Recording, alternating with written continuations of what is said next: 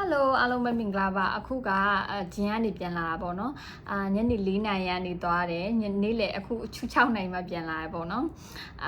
အခုပဲရေတောက်ပြီးနည်းနည်းနားတယ်ပေါ့နော်ချက်ချင်းရေချိုးလို့မရဘူးပေါ့နော် exercise လုပ်ပြီးပြီဆိုလို့ရှိရင်ရေချက်ချင်းချိုးလို့မရပါဘူးဘာလို့လဲဆိုတော့ဒီပေါ့ကိုယ်ခန္ဓာကိုယ်ကဒီလေ့ကျင့်ခန်းလုပ်နေတဲ့အခြေအနေမှာဆိုလို့ရှိရင်ခန္ဓာကိုယ်ကစနစ်တစ်မျိုးနဲ့နေတယ်ပေါ့နော်ဒီလိုမျိုးရေချိုးလိုက်ပြီးဆိုစနစ်တစ်မျိုးပြောင်းသွားတယ်ပေါ့အဲ့ဒီခါကျရုပ်တရက်ကြီးပြောင်းလို့မရဘူးပေါ့နော်ငါတို့အဲ့ဒီຢာကဘာလို့လဲဆိုလို့ရှိရင်ခန္ဓာကိုယ်ရဲ့စနစ်မှာဆိုလို့ရှိရင်သွေးကြောတွေပေါ်မှာတက်ရောက်မှုရှိတယ်ပေါ့နော်အဲ့လိုရေကိုချက်ချင်းချိုးလိုက်တာလို့ပြောဆိုရှင်သွေးကြောတွေကသွေးကြောတွေမှာတရားမှုရှိတယ်ခန္ဓာကိုယ်တော့မကောင်းဘူးပေါ့နော်ချွေးပြီးလို့ရှင်ရေချိုးပြီးနောက်မှဒီချွေးရမတိတ်ဖြစ်တတ်တယ်ပေါ့နော်အဲ့ဒါက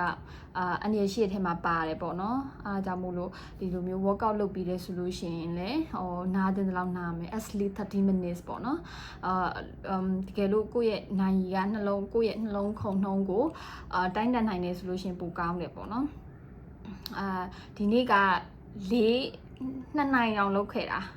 2နိုင်အောင်လုပ်ခဲ့တာဆိုတဲ့ကြောင့်မို့လို့လုံးဝ hard work ခီးပါပဲပြေးဆက်ပေါ်မှာပြေးတယ်တကယ်တော့ outdoor ပြေးတာတော့ပိုကောင်းတယ်ပေါ့နော်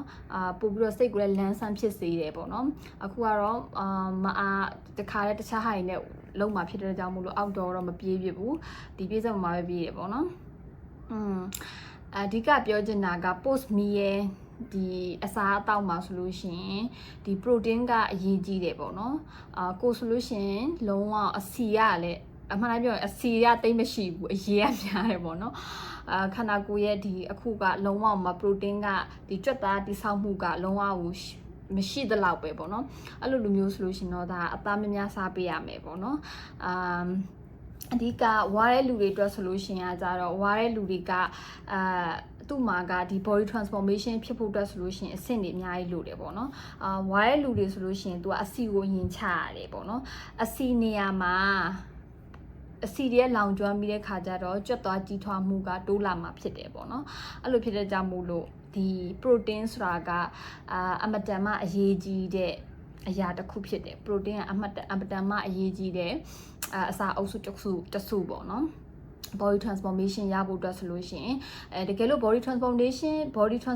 မဟုတ်ဘူးဆိုလို့ရှိရင်တော့မှဘာဖြစ်လို့လဲဆိုရင် body တစ်လေးနဲ့ဒီ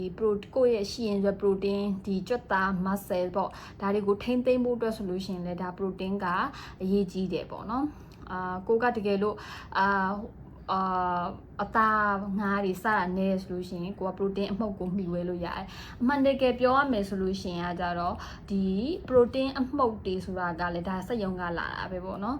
အရန်လက်ဆက်လားဆိုတော့လေဒီသူတို့က extra processed food ထဲမှာပါတယ်လက်ဆက်တာတော့လည်းမဟုတ်ဘူးအဓိကကတော့အပြင်ကအသားတွေရဲ့အကြက်ဥပေါ့နော်ဒါတွေစားနိုင်ရင်အကောင်းဆုံးပေါ့နော်ကိုကတော့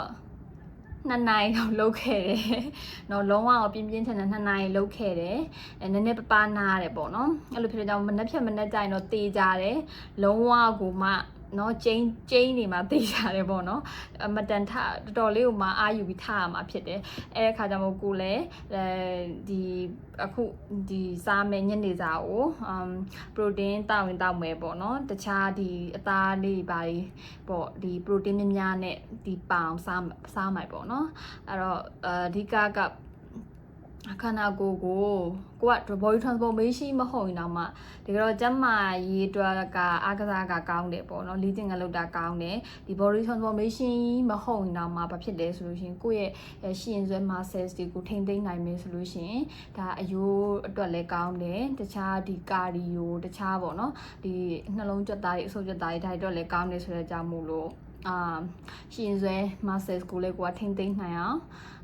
ပေါ့နော်ဒီ protein ကိုလည်းပုံမှန်စားရမှာဖြစ်တယ်လို့ဒီပေါ့ at least 30 minutes လောက်ကိုတနေ့ကိုလေ့ကျင့်ခန်းအားကစားလုပ်ပေးနိုင်တယ်ဆိုလို့ရှင်ဒါကကျမကြီးကောင်းနေမှာဖြစ်ပါတယ်လို့ပြောချင်တာပါတတ